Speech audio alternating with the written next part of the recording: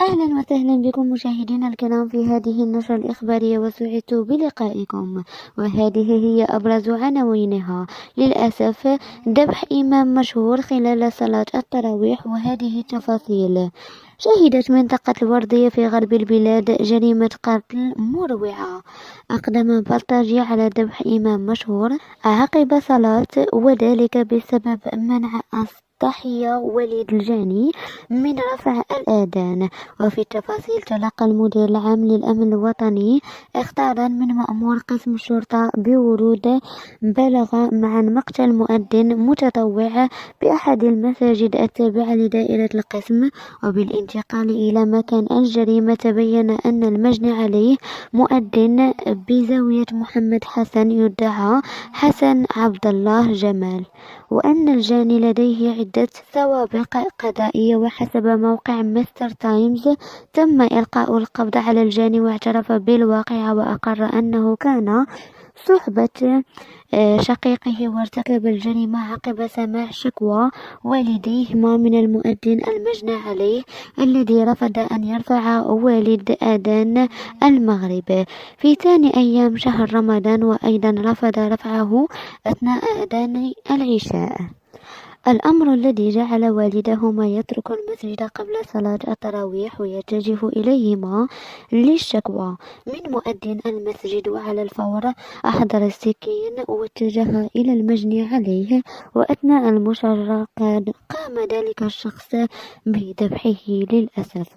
للأسف نخبركم بأن هذا رمضان قام شخص بذبح إمام المسجد، وهذا لا يعجب أي شخص، وهذا كارثة وقعت، رغم أن ذلك الخلاف يمكن أن ينحل بالحوار فقط. نشكركم على حسن متابعتكم، وإلى اللقاء.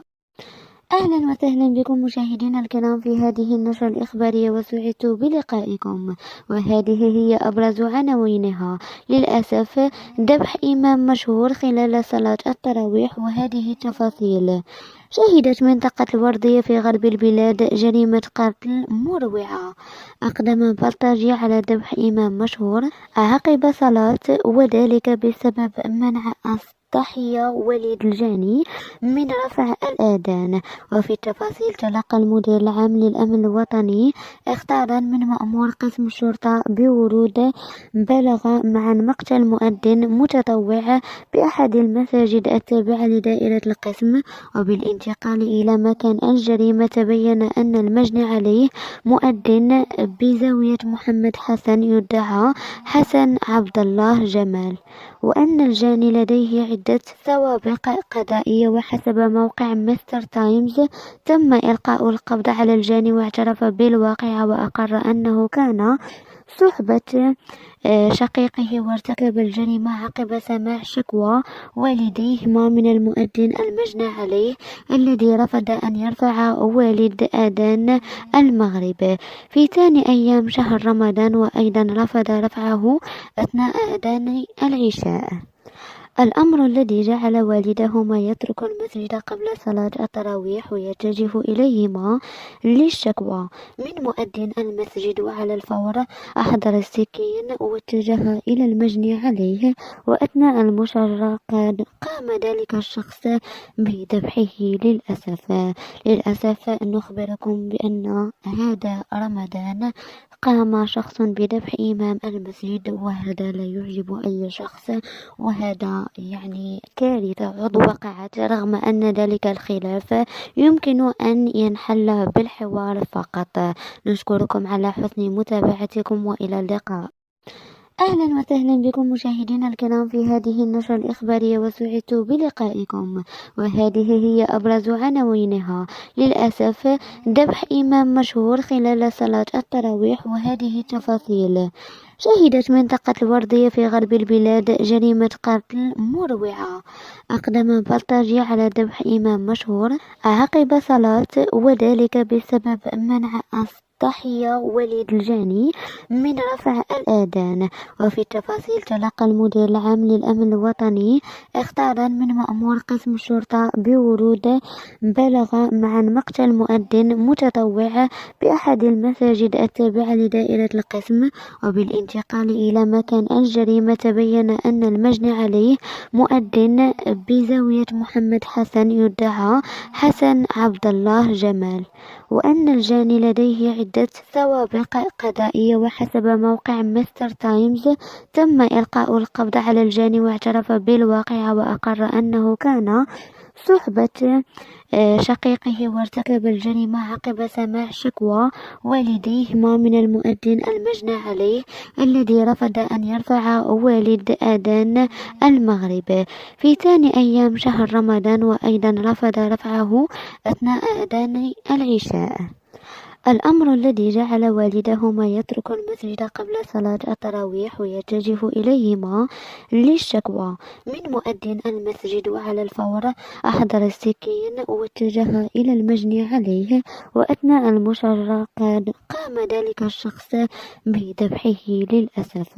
للأسف نخبركم بأن هذا رمضان قام شخص بذبح إمام المسجد، وهذا لا يعجب أي شخص، وهذا كارثة وقعت رغم أن ذلك الخلاف يمكن أن ينحل بالحوار فقط. نشكركم على حسن متابعتكم، وإلى اللقاء. أهلا وسهلا بكم مشاهدينا الكرام في هذه النشرة الإخبارية، وسعدت بلقائكم. وهذه هي أبرز عناوينها. للأسف ذبح إمام مشهور خلال صلاة التراويح، وهذه التفاصيل. شهدت منطقة الوردية في غرب البلاد جريمة قتل مروعة.